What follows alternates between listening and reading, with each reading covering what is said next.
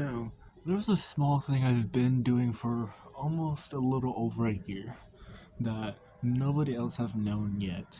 I'm sorry if you hear like cars going passing by because this is the best I can do.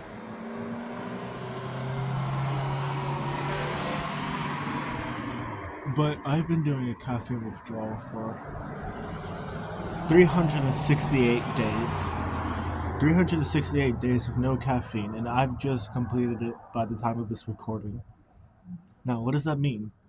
Well, I don't know how to give true proof because I didn't think about it until then. But you're just gonna have to believe it me by heart, to be honest. And who knows if I might be drinking more caffeine like Monster or energy drinks or coffee.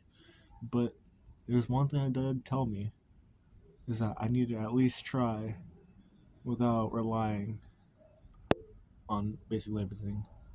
So, as in for an honor,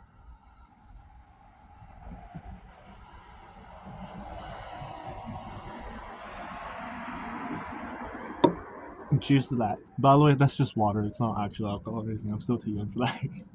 But, thank you to my friends if they're seeing this video right now. I'm sure they'll tell you the truth or whatnot. But in the meantime, have a good night. Thank you.